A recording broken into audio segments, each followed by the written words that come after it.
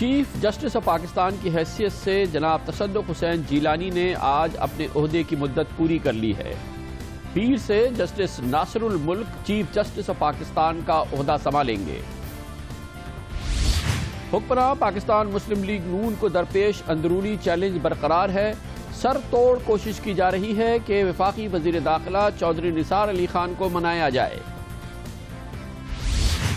3 ماہ کے بعد آئی جی سندھ کا عہدہ ایک بار پھر خالی ہو چکا ہے۔ بتایا جاتا ہے کہ دراصل معاملہ اے پی سی کی خریداری کا ہے، جس کے بارے میں سوال اور شکوک سامنے آ رہے ہیں۔ کراچی میں آج 2 بم دھماکے ہوئے، اس میں ایک شخص کی ہلاکت ہوئی ہے اور دوسرے بم دھماکے میں ایک بار پھر ایک کوریئر کمپنی کو نشانہ بنایا گیا۔ Lionel Messi for Argentina, real chance and it's a goal! Angel Di Maria for Argentina! Pereira hit by James! Oh, what a goal! But might get away with it, Schneider! 1-1! Football world cup کا سب سے دلچسپ مرحلہ جاری ہے۔ اب quarter final شروع ہو چکے ہیں اور آج فرانس اور جرمنی کا سخت مقابلہ ہو رہا ہے۔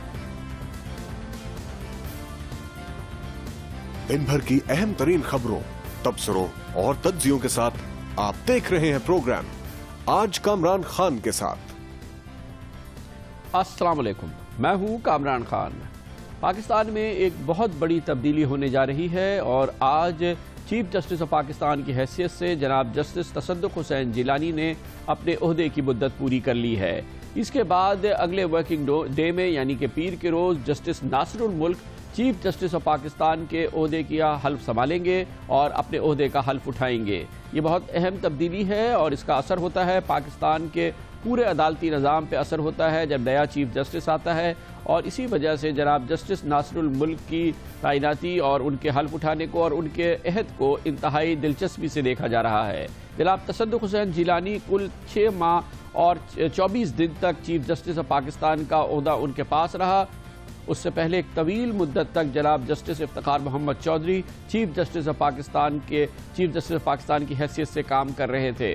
جناب تصدق حسین جیلانی کے رخصت کے بعد جناب جسٹس ناصر الملک پیر سے اس عہدے کو سنبھالیں گے اور تقریباً 1 سال اور 1 ماہ کی مدت تک وہ چیف جسٹس آف پاکستان کا عہدہ ان کے پاس رہے گا، جس کے بعد ستمبر 2015 میں یعنی ستمبر آئندہ سال جناب justice Jawwad Khawaja chief justice of Pakistan کا عہدہ سنبھالیں گے۔ تقریباً 24 دن تک جناب justice Jawwad Khawaja chief justice of Pakistan کا عہدہ ان کے پاس ہوگا، جس کے بعد ان کی ریٹائرمنٹ ڈیو ہے، اور اس کے بعد 9 ستمبر 2015 کو جناب justice Anwar Zaheer Jamali chief justice of Pakistan کا عہدہ سنبھالیں گے اور وہ عہدہ ان کے پاس تقریباً 1 سال 3 ماہ رہے گا، جس کے بعد جناب justice Saqib Nisar chief justice of Pakistan کا عہدہ سنبھالیں گے۔ جناب تصدق حسین جیلانی کی بڑی باوقار انداز میں ان کو رخصت کیا جا رہا ہے، ان کے اعزاز میں تقاریب بھی ہو رہی ہیں اور آج ان کے لیے سپریم کورٹ بار ایسوسی ایشن میں بھی تقریب ہوئی ہے، انہیں فل کورٹ ریفرنس بھی دیا گیا ہے۔ جاتے جاتے جو خطاب اور جو گفتگو جناب جسٹس تصدق حسین جیلانی نے کی، اس میں خاص طور پہ انہوں نے ان مسائل کا ذکر کیا جس کا سامنا اس وقت پاکستان کی جمہوریت کو ہے۔ میں سمجھتا ہوں کہ جمہوریت کو خطرات کچھ اور بھی ہیں۔ جمہوریت اور قانون کی حاکمیت کو جو اصل خطرات ہیں اور جو آپ کے کردار کا، آپ کے رول کا تقاضا کرتے ہیں، میرے نزدیک ہمارے ملک میں ایک برداشت کے کلچر کا فقدان ہے اور یہ فقدان بڑھتا جا رہا ہے۔ کوئی جمہوریت انڈیور نہیں کر سکتی اگر برداشت نہ ہو۔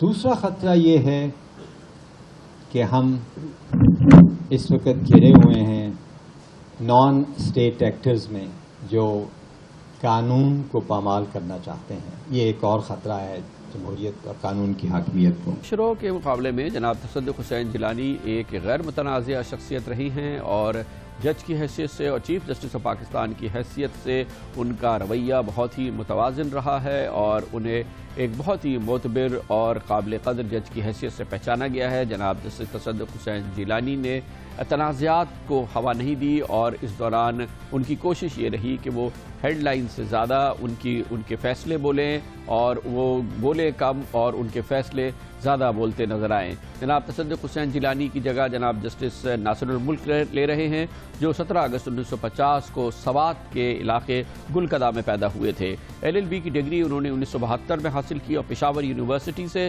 اس کے بعد انہوں نے بارٹ لا کیا 1976 میں، اور خیبر لاء کالج اور پشاور یونیورسٹی میں انہوں نے تدریس کے فرائض بھی سر انجام دیے۔ جناب جسٹس ناصر الملک 1990 میں پشاور ہائی کورٹ بار کے صدر بھی منتخب ہوئے، اور اس کے بعد 1993 میں وہ ایڈوکیٹ جنرل بھی رہے خیبر پختونخوا کے۔ اس کے علاوہ 1994 سے وہ پشاور ہائی کورٹ کے جج بن گئے اور 5 اپریل 2005 کو سپریم کورٹ کے جج بنے۔ اس سے پہلے جناب جسٹس ناصر الملک نے پشاور ہائی کورٹ کے چیف جسٹس کی حیثیت سے بھی خدمات سر انجام دی۔ جناب جسٹس ناصر الملک کی پہچان کیا ہوگی، اس سے پاکستان کے عدلیہ کے نظام میں کیا تبدیلیاں نظر آئیں گی، ان کا مقابلہ کیسا کرنا چاہیے، ان کا تقابل کیسا ہوگا، ان کے پیش رو جناب جسٹس تصدق حسین جیلانی اور اس سے پہلے جناب جسٹس افتخار محمد چودھری سے ان تمام سوالوں کے جوابات حاصل کرتے ہیں، اور اس کے لیے ہم نے دعوت دی ہے پاکستان کے 2 معتبر سینئر قانون دان۔ ہمارے ساتھ موجود ہیں جناب بابر ستار اور جناب خالد جاوید خان۔ بہت بہت شکریہ بابر ستار صاحب۔ پہلے آپ سے فرمائیے گا، آپ کے خیال میں جناب جسٹس ناصر الملک کی پہچان کیا ہوگی اور آپ کیسے دیکھ رہے ہیں جناب جسٹس ناصر الملک کو as chief justice of Pakistan? دیکھیے، ناصر الملک صاحب کی تحمل مزاجی اس طرح کی ہے جس طرح کا ایک جج کی ہونی چاہیے۔ بار کو کافی امید ہے کہ ان کے چیف جسٹس بننے سے جس طرح کی تحمل مزاجی سپریم کورٹ میں نظر آنی چاہیے وہ نظر آئے گی۔ 2-3 باتیں ہیں۔ فیصلوں کی حد تک ان کی جو ڈیسیشنز ہیں ان میں بڑی کنسسٹنسی ہے، جو بڑا امپورٹنٹ ہے اس سٹیج کے اوپر۔ جو آپ جورسپروڈنس پروڈیوس کریں اس میں کنسسٹنسی ہو۔ دوسری بات جو ان کی ذات سے سمجھی جاتی ہے یا منسلک کی جاتی ہے وہ یہ ہے کہ انہیں نہ میڈیا میں آنے کا شوق ہے، نہ انہیں بار سے تعلقات بنانے کا شوق ہے۔ سو جو ایک اپروپریٹ ڈسٹنس ہونا چاہیے بار کے ساتھ اور جو ایک اپروپریٹ ڈسٹنس ہونا چاہیے باقی دنیا کے ساتھ ایز اے جج، وہ لوگوں کو امید ہے کہ ناصر الملک کے ٹینیور کے اندر نظر آئے گا۔ خالد جاوید صاحب، آپ کا تجربہ کیا کہتا ہے؟ آپ کے خیال میں جناب جسٹس ناصر الملک کی چھاپ کیا ہوگی، کیا آئیڈینٹی ہوگی ان کی؟ کہ ان کی پہچان میرے خیال ہے اگر ایک لفظ میں بیان کی جائے تو وہ ہے توازن۔ اور بحیثیت chief justice Peshawar high court کے، بحیثیت جج، بحیثیت ایکٹنگ چیف الیکشن کمشنر، انہوں نے توازن، انصاف کے ساتھ اور بڑے ان بائس طریقے سے ایڈجوڈیکیشن، یہ ان کا ہال مارک رہا ہے۔ اور یہی چیز میرے خیال میں بحیثیت چیف جسٹس آف پاکستان کے، وہ بڑی کم گو شخصیت کے مالک ہیں، لیکن جہاں ایک دفعہ ان کا مائنڈ کلیئر ہو، اسرٹ کریں قانون کے مطابق، then he writes very powerful judgements.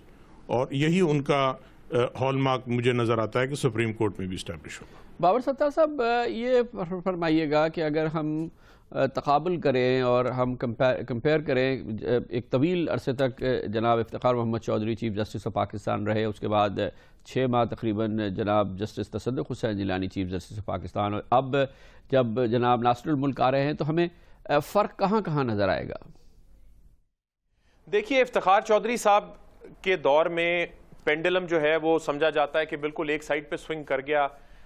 اس وقت ظاہر حالات بھی ڈیفرنٹ تھے، جوڈیشری کو ایز اے انڈیپینڈنٹ انسٹیٹیوشن کھڑا کرنے کے لیے کچھ چیزیں کرنی ضروری بھی تھیں، لیکن جس طرح سے سو موٹو کا استعمال ہوا، جو قربت بار اور چیف جسٹس کے درمیان میں نظر آئی، جو فیصلوں کے اندر تھوڑا سا ایک سیاسی ٹچ بھی نظر آیا، وہ چیزیں اس کی وجہ سے بڑا کرٹیسزم بھی آیا جوڈیشری کے اوپر۔ وہ جو حالات تھے وہ تھوڑے سے ہم نے دیکھے کہ امپروو ہوئے پچھلے 6 مہینوں میں جب تصدق جیلانی صاحب تھے۔ سپریم کورٹ جس طرح سے ہیڈ لائنز بناتی تھی پہلے، ہم نے دیکھا کہ وہ اس میں تھوڑی سی چینج آئی۔ کچھ جوڈیشل اپوائنٹمنٹس پہ جس طرح کے سوال اٹھائے جاتے تھے پہلے، ہم نے دیکھا کہ جو جوڈیشل اپوائنٹمنٹس پچھلے 6 مہینوں میں ہوئیں ان میں پروفیشنل ٹچ زیادہ تھا۔ تو یہی سلسلہ، امید یہی ہے کہ یہ سلسلہ اب آگے بڑھے گا جب ناصر الملک صاحب آئیں گے، اور یہی ٹرینڈ جو ہے ایک جوڈیشل کنزرویٹزم کا، جس میں آپ جو جوڈیشل ورک ہے سپریم کورٹ کا اپنا، کہ آپ ڈسپوزل کے اوپر فوکس، جو مقدمے بہت عرصے سے پڑے ہوئے ہیں ان کے اوپر فوکس کریں، اور عام جو جوڈیشل کام ہے بیسکلی جس کی وجہ سے لوگ عدالتوں میں جاتے ہیں ان کے اوپر زیادہ فوکس ہو، بجائے سو موٹو کے یا اور جو سیاسی طرز کے جس طرح کے مقدمے ہوتے ہیں جن کے اوپر زیادہ فوکس تھا افتخار چودھری صاحب کے دور میں. تو یہی ٹرینڈ امید ہے کہ آگے بڑھے گا. تصدق جیلانی صاحب کے پاس تو 6 مہینے تھے، ناصر الملک صاحب کے پاس اب 1 سال سے کچھ زیادہ ہے. تو اس ٹائم میں شاید جو ایک ٹرانزیشن شروع ہوئی ہے وہ مزید کنسولیڈیٹ ہونے کا چانس ہے. آپ کا کیا خیال ہے خالد جاوید صاحب؟ آپ کو کہیں فرق نظر آئے گا اگر ہم سفر شروع کریں جناب جسٹس افتخار محمد چودھری، تصدق جیلانی اور جناب اب جسٹس ناصر الملک آ رہے ہیں؟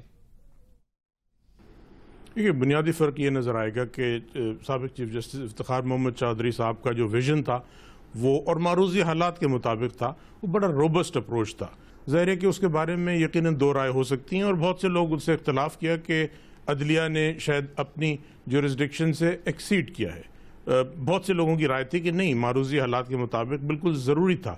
لیکن اب تھوڑا سا معروضی بدل گئے ہیں اور شخصیت کا بڑا اثر ہوتا ہے. تو میری اپنی ذاتی رائے یہ ہے کہ جسٹس ناصر الملک صاحب کی جو سپریم کورٹ قیادت میں سپریم کورٹ ہوگا اس میں اتنا ایکٹیو رول نہیں ہوگا ان معاملات پہ کہ جس پہ کنٹروورسی پچھلے دور میں رائز ہوتی تھی، اور ان تمام ایشوز پہ جہاں کورٹ اسپیسیفک کوئی ریلیف، نیرلی ٹیلرڈ ریلیف اگر دے سکتا ہے، اس میں یقیناً جسٹس ناصر الملک صاحب کا کورٹ جو ہے وہ رول ادا کرے. اچھا بابر ستار صاحب، تھوڑا سا یہ ایکسپلین کریں کہ چیف جسٹس کا کتنا کردار ہوتا ہے، کتنی ان کا انفلوئنس ہوتا ہے پورے عدالتی نظام پہ، اور جسٹس ناصر الملک صاحب کی آمد کے بعد ہم کیا ایکسپیکٹ کر سکتے ہیں کہ ان کی شخصیت کی چھاپ عدالتی نظام میں اوپر سے لے کے نیچے تک نظر آئے گی، اور اس سلسلے میں ہم کچھ تبدیلیاں بھی دیکھ سکتے ہیں؟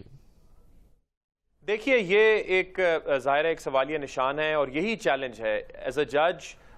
تو ناصر الملک صاحب کی عزت بھی اور ویسے ان کا جو ایک طرح کی ریپوٹیشن ہے وہ بھی پار ایکسیلنس ہے، لیکن ایز اے چیف جسٹس کچھ لیڈرشپ کی بھی ریکوائرمنٹس ہیں. ایک اگر بہت مستحکم اور چلتا ہوا ادارہ ہو تو اس میں آپ کو وہ لیڈرشپ کی اتنی ضرورت نہیں پڑتی، لیکن جس طرح کے پاکستان کے حالات ہیں جس میں ابھی بھی ہمیں کانسٹیٹیوشنل ٹرانزیشن کے درمیان میں ہے، وہاں پہ چیف جسٹس کی لیڈرشپ ابیلٹیز کا بڑا رول ہے. اور یہ بڑا ضروری ہے کہ سپریم کورٹ کے لیول کے اوپر بھی ہمیں ریفارم نظر آئے، اور اوور آل جو ہمارا کورٹ سسٹم ہے، جو ہمارا جسٹس سسٹم ہے، اس لیول پہ بھی ریفارم نظر آئے. اور اس میں 2-3 چیزیں بڑی آبویس ہیں. دیکھیے، ہمارے سپریم کورٹ میں کوئی کیس مینجمنٹ سسٹم نہیں ہے. سو ایک طرح سے چیف جسٹس کا بالکل ثوابدیدی اختیار ہے کہ کون سے مقدمے سنے جائیں گے، کون سے نہیں سنے جائیں گے، بینچز کیسے بنیں گے، اس کے اوپر بھی بالکل ثوابدیدی اختیار ہے. اور پھر جو اوور آل ڈیلیز ہیں ہمارے سسٹم کے اندر، اس کے اوپر کوئی فوکس نہیں کیا گیا پچھلے 5-6 سالوں میں. سو عام لوگوں کو جوڈیشل انڈیپینڈنس کا کوئی بینیفٹ نہیں ملا، اور لوگ اسی طرح سے ڈیلیز کی وجہ سے دیکھتے ہیں کہ جسٹس سسٹم کی کریڈیبلٹی افیکٹ ہے. سو بڑا ضروری ہے کہ decision making supreme court level کے اوپر انسٹیٹیوشنلائز کی جائے. اور پھر چونکہ اگلے کچھ سالوں میں بہت سارے، اگلے 3-4-5 سالوں میں 3-4 ججز جو ہیں وہ چیف جسٹس رہیں گے، تو بڑا ضروری ہے کہ یہ جو ایک ریفارم کا کوئی پروگرام لایا جائے اور ایک انسٹیٹیوشنلائز طریقے سے چلایا جائے، تاکہ ناصر الملک صاحب کے بعد جو اگلے آئیں وہ بھی اسے کنٹینیو کریں، اس کے بعد بھی کنٹینیو کریں. تو جس طرح کا ایک 5 سالہ منصوبہ یا 10 سالہ منصوبہ ہے، میرے خیال میں وہ بنانے کی ضرورت ہے اس سٹیج پہ، تاکہ ایک ایفیکٹو انسٹیٹیوشنل ریفارم ہو. اور یہ سوالات کہ اگلے چیف جسٹس آئیں گے تو پھر انصاف کا حالات کیا ہوں گے اس ملک میں، یہ سوالات ختم ہو جائیں، اور یہ ہو کہ سپریم کورٹ ایک تواتر کے ساتھ چلتی. خالد صاحب، آپ بتائیے، عدالتی نظام پہ جناب جسٹس ناصر الملک کے آنے کے بعد کہاں آپ فرق دیکھیں گے اور کیا آپ کی توقعات ہیں ان سے؟ چیف جسٹس آف پاکستان کی بڑی اہم پوزیشن ہے، اور پورے عدالتی نظام پہ اس کا اثر ہوتا ہے. ان کی ذاتی کردار جو ہے وہ اس سے کورٹ کی کو مورل سٹرینتھ ملتی ہے. جتنا کم سے کم کنٹروورشل، جتنا مورلی سٹرونگ کیریکٹر ہوگا چیف جسٹس کا، اتنی عدالتی نظام کو اور عدلیہ کی اصلاح میں بڑی مدد ملے گی. اور میری اپنی رائے یہ ہے کہ جسٹس ناصر الملک بڑے فیئر اور ان کنٹروورشل اور بہت روبسٹ، لیکن ان کی جہاں ضرورت ہوگی اس کو اسرٹ کریں گے اور اس کو جسٹیفیکیشن نظر آئے گی. اور اس طرح کی ان کی جو پشاور ہائی کورٹ میں جو ان کی پرفارمنس تھی بحیثیت چیف جسٹس کے، وہ بھی بڑی قابل تعریف تھی، اور اس کا نیچے عدالتی نظام پہ بھی یقیناً فرق پڑے گا جب چیف جسٹس آف پاکستان کی مارل اتھارٹی، اور وہ بڑا انٹرسٹ لیتے ہیں ان تمام چیزوں میں۔ بحیثیت چیف الیکشن کمشنر کی انہوں نے بڑا اسرٹیو رول پلے کیا، اور لیکن ساتھ ساتھ یہ کہیں بھی آپ نے شکایت نہیں سنی کہ ان کے بارے میں کہ انہوں نے کوئی پارٹیزن ویو لیا ہو یا کسی کو ان سے شکایت ہوئی ہو۔ تو بڑی بیلنس اپروچ ہے ان کی، لیکن جہاں ضرور ہو تو صرف وہیں تک۔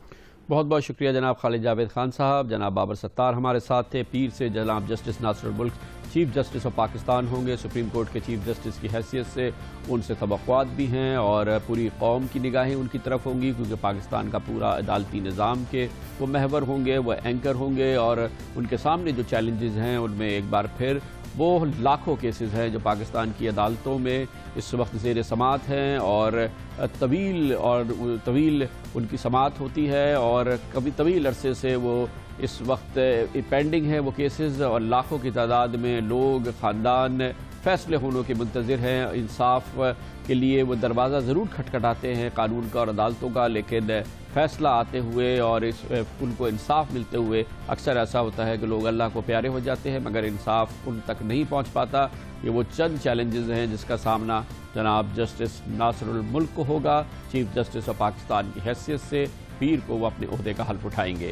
لیتے ہیں کمرشل بریک اور اس کے بعد ذکر کرتے ہیں حکمراں پاکستان مسلم لیگ نون کا، جس کو اس وقت بیرونی ملکی چیلنجز کا تو سامنا ہے، اندرونی چیلنج کا بھی سامنا ہے۔ کئی دنوں کی کوشش کے باوجود آج یہ بات ایک بار پھر آیا ہو گئی کہ وفاقی وزیر داخلہ جناب چودھری نثار علی خان کو منایا نہیں جا سکا ہے، مگر کوششیں جاری ہیں۔ اس اندرونی چیلنج اور دوسرے اندرونی چیلنج کے بارے میں تفصیل سے گفتگو کرتے ہیں کمرشل بریک کے بعد۔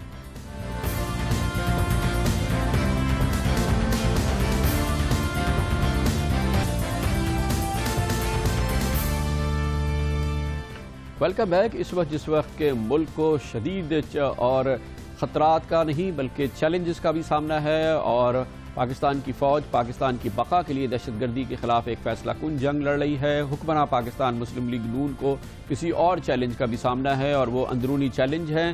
حکمراں پاکستان مسلم لیگ نون کی قیادت کے درمیان اختلافات کی خبریں اب عام معاملہ بن چکی ہیں۔ میڈیا میں مسلسل یہ باتیں آ رہی ہیں، اور پچھلے کئی دنوں سے اور پچھلے کچھ ہفتوں سے بار بار یہ بات سامنے آ رہی ہے کہ حکمراں پاکستان مسلم لیگ نون کے انتہائی اہم سینئر رہنما وفاقی وزیر داخلہ جناب چودھری نثار علی خان مختلف موضوعات کی بنا پر وزیر اعظم جناب نواز شریف سے اختلاف رکھتے ہیں، اور وہ اس وقت اسی وجہ سے زیادہ فعال نظر نہیں آتے بلکہ عملی طور پہ غیر فعال ہو گئے ہیں۔ جناب چودھری نثار علی خان کو منانے کی مسلسل کوششیں میڈیا میں مسلسل آ رہی ہیں، پچھلے کئی دنوں سے آ رہی ہیں، اور پچھلے 2-3 دنوں میں اس میں کافی تیزی آئی ہے، مگر واضح طور پہ لگا ہے کہ تمام کوششوں کے باوجود، جس میں جناب شہباز شریف کی جناب چودھری نثار علی خان کے ساتھ ایک ہفتے میں 6 ملاقاتیں، اور پرسوں ان کی پاکستان مسلم لیگ نون کے ایک بڑے وفد سے پارلیمنٹری وفد سے ملاقات کے باوجود جناب چودھری نثار علی خان آج حکمراں پاکستان مسلم لیگ نون کے اس اہم پالیسی اجلاس میں شریک نہیں ہوئے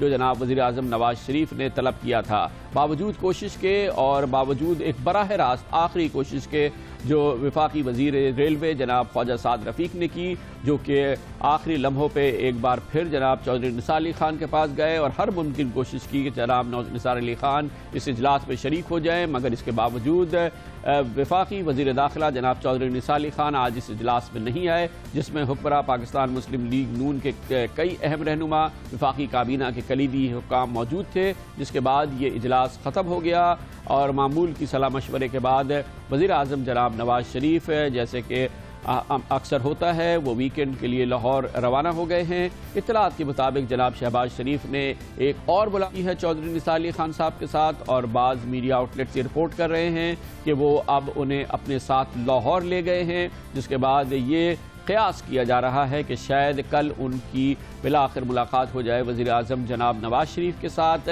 فی الحال یہ نہیں کہا جا سکتا کہ جناب چودھری نثار علی خان کو جناب نواز شریف براہ راست ملاقات میں منا پائیں گے یا نہیں، لیکن اب یہ خبریں بھی آ رہی ہیں کہ جناب چودھری نثار علی خان نے وفاقی وزیر داخلہ کی حیثیت سے اس خواہش کا اظہار کیا ہے کہ وہ استعفیٰ دینا چاہتے ہیں، وہ علاج کے لیے بیرون ملک جانا چاہتے ہیں، مگر یہ بھی اطلاعات ہیں کہ وزیر اعظم جناب نواز شریف نے اس پیشکش کو مسترد کیا ہے اور ان کی خواہش یہ ہے کہ جناب چودھری نثار علی خان وزیر داخلہ کی حیثیت سے کام کرتے رہیں۔ اس سے بھی زیادہ اہم بات یہ ہے کہ اس وقت جو چیلنجز کا سامنا ہے، دہشت گردی کے خلاف جو جنگ چل رہی ہے، اس وقت وزارت داخلہ کا بہت ہی اہم اور سب سے کلیدی کردار ہے، اور اس موقع پہ غیر فعال وفاقی وزیر داخلہ شاید افورڈ نہیں کر سکتی حکومت بھی، اور پاکستان کے موجودہ صورتحال میں پاکستان کے عوام بھی۔ اس لیے ضروری ہے کہ یا تو جناب چودھری نثار علی خان مکمل طور پہ فعال ہو جائیں، مکمل طور پہ متحرک ہو جائیں، یا حکمراں پاکستان مسلم لیگ نون اور جناب نواز شریف ان کا متبادل ڈھونڈیں۔ اطلاعات کے مطابق معاملات جناب چودھری نثار علی خان کے تحفظات کی حد تک محدود نہیں ہیں۔ حکمراں پاکستان مسلم لیگ نون کے کئی اور سینئر رہنماؤں کے مختلف مسائل پر اختلافات ہیں، اور ان اختلافات کی وجہ سے مسلم لیگ نون عملاً ایک کوہیسو، بہت ہی متحد اور بہت ہی سالڈ پارٹی اس وقت نظر نہیں آ رہی ہے۔ اس کے اندر کے مسائل بہرحال ہے، لیکن اب بھی یہ بات بہرحال اہم ہے کہ جناب نواز شریف کی قیادت پر پاکستان مسلم لیگ نون میں کوئی اختلاف نہیں ہے، اور سب ان کو اپنا قائد ضرور تسلیم کرتے ہیں، لیکن اندر سے یہ تقسیم جو ہے وہ بالکل واضح ہے۔ اس پوری صورتحال پر گفتگو کرتے ہیں، اور اس کے لیے اسلام آباد کا رخ کریں گے، جہاں پر موجود ہیں ہمارے ساتھ پاکستان کے باخبر صحافی اور اسلام آباد میں جیو نیوز کے بیورو چیف جناب رانا جواد۔ بہت بہت شکریہ رانا جواد صاحب۔ بڑے ڈرامائی مناظر آج ہم نے دیکھے ہیں، پرائم منسٹر میٹنگ کر رہے ہیں اپنی پارٹی کی، اپنی کیبنٹ کی، اور بہت اہم میٹنگ، اہم موضوعات، اور پھر اس میں ایک بار پھر انٹیریئر منسٹر نثار علی خان صاحب نہیں ہیں، پھر کوشش کی جا رہی ہے کہ ان کو لایا جائے، پھر سعد رفیق جاتے ہیں، پھر منانے کی کوشش کرتے ہیں، پھر بھی نثار علی خان صاحب نہیں آتے۔ آج جو کچھ ہوتا رہا، تھوڑا سا اس ڈرامائی منظر کا ہمیں تھوڑی سی پکچر دیجیے، تاکہ اس کے بعد پھر ہم آپ سے بیک گراؤنڈ بھی پوچھیں۔ کامران صاحب دیکھیں، یہ تو کوششیں کل سے شروع ہوئی تھی، اور کل بہت بڑی تعداد میں ایم این ایز گئے تھے جنہوں نے منانے کی کوشش کی، اور چودھری نثار صاحب نے ایک بات واضح کی کہ ان کا پارٹی چھوڑنے کا کوئی ارادہ نہیں ہے، لیکن ان کے تحفظات جو ہیں وہ صرف اپنی ذات تک محدود نہیں ہیں، بلکہ جس طرح پارٹی کے افیئرز کو چلایا جا رہا ہے، وہ اس کی وجہ سے لوگوں میں پارٹی کے اوپر یقین جو ہے کم ہو رہا ہے۔ جب اقتدار ملتا ہے کسی پولیٹیکل پارٹی کو تو اس کے اندر یونٹی آتی ہے، اس کے رینکس اینڈ فائلز اکٹھے ہو جاتے ہیں، لیکن یہ عجیب معاملہ ہے کہ یہاں پہ علیحدہ علیحدہ ہو رہے ہیں، چاہے وہ سول ملٹری ریلیشن شپ ہو، چاہے وہ طالبان کے خلاف جنگ ہو، چاہے وہ ایم کے ایم کے چیف کو پاسپورٹ دینے کا مسئلہ ہو۔ تمام معاملات پہ ہر آدمی اپنی اپنی بولی بول رہا ہے اور ایک دوسرے کے اندر ٹانگ اڑا رہا ہے۔ تو وہ معاملات آج جب یہ آئی ڈی پیز کا ہوا مسئلہ، تو ایک ایشورنس تو پرائم منسٹر صاحب کے پاس گئی ان ایم این ایز کے ذریعے کہ وہ پارٹی چھوڑ نہیں رہے، اور وہ شاید استعفیٰ بھی نہ دیں، لیکن فی الحال وہ ان معاملات کو دیکھ رہے ہیں۔ تو خواجہ سعد رفیق صاحب ان کے پاس گئے، اور کافی انہوں نے تفصیل سے ان کو سنا اور ان کو یقین دلانے کی کوشش کی کہ ان کی وزارت کو انڈرمائن نہیں کر رہا، اور ملک کے حالات ایسے ہیں کہ جس میں وزیر اعظم بہت بزی ہیں، بہت سارے ایشوز ہیں جس کے اندر ابھی کوآرڈینیشن ایوالو ہو رہی ہے، تو آپ اس پہ برا نہ منائیں۔ لیکن چودھری نثار صاحب کا موقف یہی تھا کہ انہوں نے اپنی وزارت میں بہت محنت کی ہے، اور اگر آج آپریشن کسی کامیابی کے، کسی بڑے ناکامی کے بغیر اور کیجولٹیز کے بغیر چل رہا ہے، تو اس میں ان کی ایک بڑی کنٹریبیوشن ہے جو قومی سلامتی پالیسی، اور یہ ساری باتیں انہوں نے بتائیں، اور اس بات کو ماننے سے انکار کیا کہ وہ ساتھ جائیں۔ اور ان کا یہ خیال تھا، جو دونوں حلقوں سے ہمارے سامنے بات آئی ہے، کہ ناراضگی کی وجہ جو ہے وہ کوئی ذاتی حیثیت میں نہیں ہے، بلکہ وہ مجموعی طور پہ پارٹی چلانے کا طریقہ، حکومت کا طریقہ، اور جس طرح کی بندر بانٹ لگی ہوئی ہے، اور ہر آدمی اپنی اپنی ڈائریکشن میں چل رہا ہے۔ جس منسٹر کا دل کرتا ہے وہ باہر آ کے ایک بیان دے دیتا ہے کسی کے خلاف، دوسرا اس کے خلاف دے دیتا ہے۔ اس سے ان کو ناٹ اونلی کہ مایوسی ہو رہی ہے، بلکہ وہ نہیں سمجھتے کہ ان حالات میں پرو ایکٹیولی کام کیا جا سکتا ہے، تو انہوں نے انکار کیا۔